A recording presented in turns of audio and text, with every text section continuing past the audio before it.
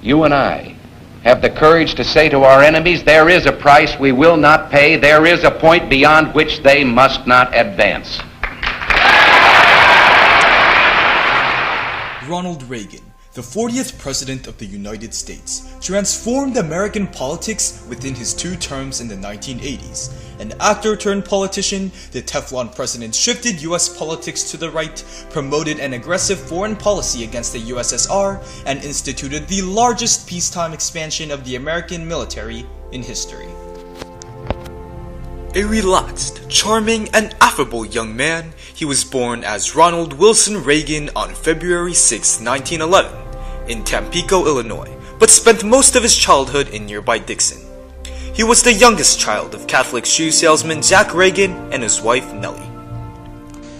Reagan attended Eureka University in Illinois, earning a bachelor's degree in sociology and economics. Initially, he pursued a career in sports broadcasting and acting in B-rated Hollywood films, the most famous of which was King's Row. Although originally a New Deal Democrat, he turned to the Republican Party in the 1950s after being concerned with liberals' overtaxation and spending. He came to the forefront of the Republican Party in 1964 while lobbying for Republican candidate Barry Goldwater. Showing off his skills as a speaker and a politician, Reagan delivered multiple moving, captivating speeches. From 1966 to 1974, he served as the governor of California, and in the 1980 presidential election, he defeated Jimmy Carter with 489 electoral votes. The foundation for Reagan's victory lay in 3 major factors. First off, he had overwhelming support from conservative businessmen, fundamentalist evangelical Christian groups, and the middle class. This new right demanded a return to traditional family values, deregulation, an increase in defense spending, and lower taxes. Second, his campaign attacked Carter's high inflation and unemployment. Moreover, his charismatic and witty personality, along with his public speaking prowess, won him an impressive number of voters. On Inauguration Day, 70-year-old Reagan entered office as the oldest US president, with the task of revitalizing the economy and continuing the Cold War. On 3 goals: reducing the income tax rate, balancing the federal budget, and increasing defense spending.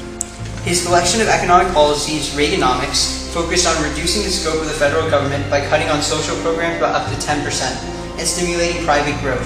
His policies rested on supply-side economics, a theory which argues that if people pay fewer taxes, they save and spend more money, which helps businesses to grow. Over 3 years, Reagan slashed income taxes by 25% through the Economic Recovery Tax Act of 1981, and after suffering a short recession in 1981 to 1982, the economy boomed in 1983 under improved confidence and lower inflation. Reagan's economic reforms also included deregulation, or cutting back on federal regulation of industry. He removed price controls on oil, cut the budget of the Environmental Protection Agency, and deregulated the airline industry. Behind this recovery, however, lay deep economic problems. At the same time Reagan cut spending on social programs, he increased military spending, which offset earlier cuts. By the end of his first term, the national debt had doubled and budget deficits increased. The Reagan administration dealt not only with fixing a broken economy, but also looked to confront various social concerns. Reagan made several conservative appointments to the Supreme Court, including the first female judge, Sandra Day O'Connor. Reagan increased state control over abortion and launched a war on drugs while firmly opposing affirmative action programs. In terms of foreign policy, Reagan returned to the interventionism of the early Cold War. He denounced the Soviet Union as an evil empire and opposed its involvement in Afghanistan and Angola. In contrast to Reagan's domestic legislation, his international policy was rocked with scandal. From 1980 to 1991 was based on the Reagan Doctrine, which promised to aid anti-communist resistance groups to oppose Soviet control in Latin America, Asia, and Africa. In 1983, Reagan proposed to build the Strategic Defense Initiative, deemed starless due to its technological features. This would be a defense system that deterred enemy missiles from space. Furthermore, in 1981, he denounced Soviet Nicaragua and cut off all aid to its government, the Sandinistas. Instead, he provided support to Contras and the opposition group.